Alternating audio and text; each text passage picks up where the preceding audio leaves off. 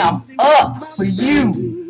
Give you this message. You got to be happy. My God, listen to what he's saying. I think that'll wake you up this morning so you can think.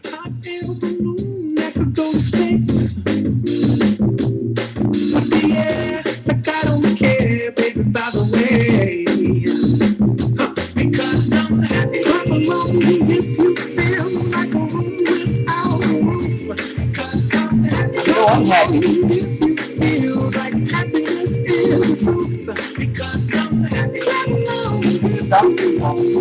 Happiness is the truth. Because I'm happy. Clap along if you feel like that's what you want to do. That's what I want to do. I want to be happy. News, talking this and that.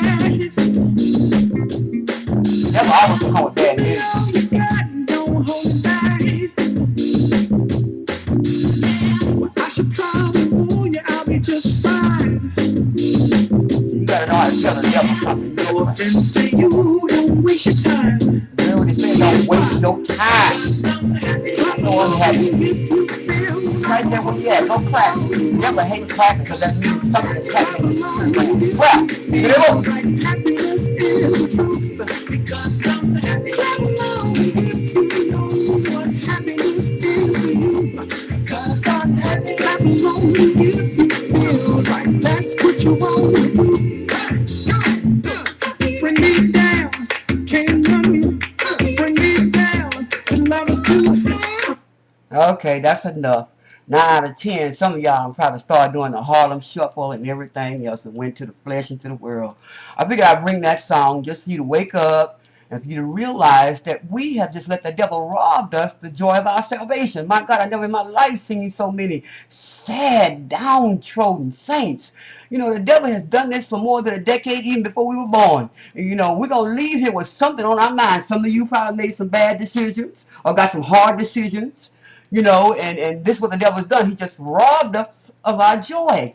And we got to know that God has got your back now. But I did that so you can hear what the Spirit of the Lord was saying to me. I was laying in bed and just thinking, you know, as I was meditating all day long, praying and asking the Lord for directions for the week, and you know, just laying there, and all of a sudden I started to have a vision of just the saints just sad, you know, dealing with so many issues, don't know what to do about a child, don't know what to do about the marriage or the ministry issues, you know. But as you begin to think about these areas in your life, even if you're going through a troubled marriage, even, you know, you find yourself, Lord, I just want to throw in the towel. I can't do it anymore. I don't want to pray. I don't want to fast anymore, and I don't want to even go to church anymore. You know, but we're in our right now. We've got to tell the devil, no, back up. I'm going to believe God. I have the joy of my salvation, and I'm not listening to you. Listen what Proverbs 3 and 18 and 19 says. It says, 13, 14 says, it says, happy is a man that findeth wisdom, and the man that getteth understanding. For what? The merchandise of it is better than the merchandise of silver, and the gain thereof than fine gold. And that's because we want a whole bunch of things sometimes God don't want us to have. That's why a whole bunch of sad. And we get ourselves connected with relationships, and in the middle of doing things that we should not be doing, and in seasons that we should not even be, and doing stuff out of time. And so this is why a lot of us are unhappy, and not to mention a whole bunch of you are in situations that you're probably too fearful to get out of, and it's making you sad. I know I'm talking to somebody. But I wanted to share with you this particular part, because you got to know the part that I'm talking about when I say you need to go on this strike. Now, I know I'm starting mine this week, because as I begin to meditate on some of the things and all the cares that I have of ministry, and some of the things started making me feel a little low about, you know, I want to have some time down. But see, a whole bunch of stuff is at our own decisions that we make, like I said earlier on. But in this particular piece that I'm talking about, starting your happy strike, what I mean by that is beginning now, under the sound of my voice, you want to begin now and go on strike. That you're going to be happy all this week, no matter what. And what is a strike, Dr. Murphy? A strike is something that happens suddenly. It is harmful. And remember, we're in a war. And you got to fight your way out of this thing. You got to fight your way out of depression. You got to fight your way out of this angry state. And, you know, and you're just going on strike, that you're going to be happy. No matter how that person come and confront you, no matter how that person look at you on your job, you just look at them and say, and walk away with a big old smile. See, that confounds the devil. devil. And so what you want to do, you remember now, is a suddenly. You're going to do this suddenly thing. You want to show that this suddenly is going to make this attack against the forces of hell. Why? Because we're in a war. This is the militant type of way. That means you're confounding the devil. Why are they smiling? And I'm giving them hell. I don't understand this. And so now they're trying to figure out, I need to go back to the drawing board of hell to see what I can do to stop him or her from being happy. But the devil is still stupid and a liar. And so I want you to know these key things as you begin to think about this. People are always saying the cliche, about, words are cheap and all of that. People can say whatever they want, but words do harm. And we need to know that we've got to look at these areas in our lives for things that is really true,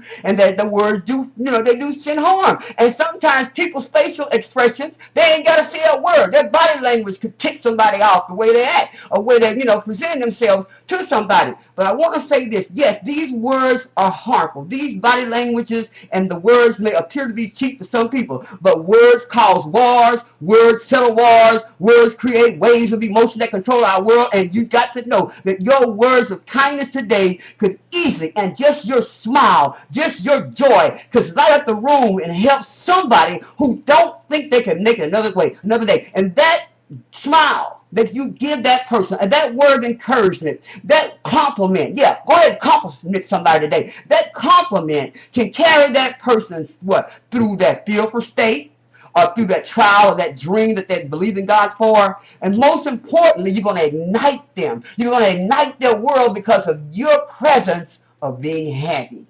And then I want to close with this piece right here, this particular quote that Abraham Lincoln said. He says, folks are usually about happy as they make their minds up to be. You got to know that.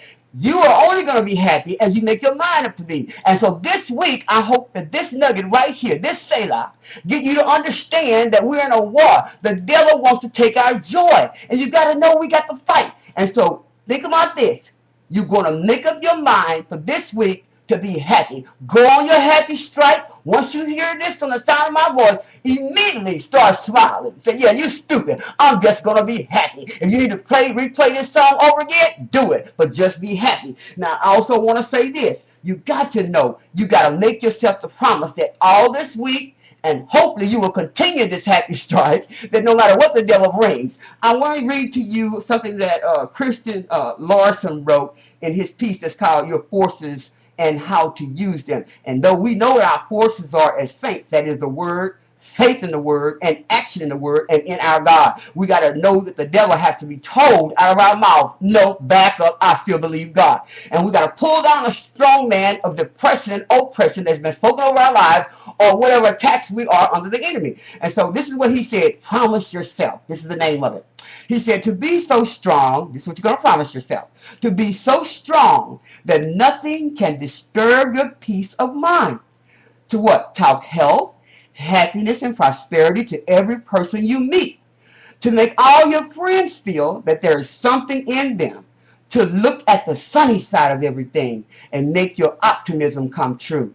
To think only the best. To work only for the best. And to expect only the best. To be just as enthusiastic about the success of others as you are about your own. To forget the mistakes of the past and to press on to the great achievements of the future. To wear a cheerful countenance at all times and give every living creature you meet a smile. To give so much time to the improvement of yourself that you have no time to criticize others. To be too large for worry, too noble for anger, and too strong for fear, and too happy to permit the presence of trouble. To think well of yourself and to proclaim this fact to the world, not in loud words, but in great deeds. To live in faith, that the whole world that is on your side, so long as you are true to the best that is in you. Isn't that powerful? And so, just for this week, I want you to consider to go on your happy strike. Say like that for a little bit. And I want to close with this message because I didn't want for it to be very long. I want you to know you need to breathe your prayer after you hear this message and think on this. Just for this week, you think about this. Maya Angelou made this statement. Be a rainbow in somebody's cloudy day today. And for the rest of the week. God bless you. Enjoy your week. Be happy.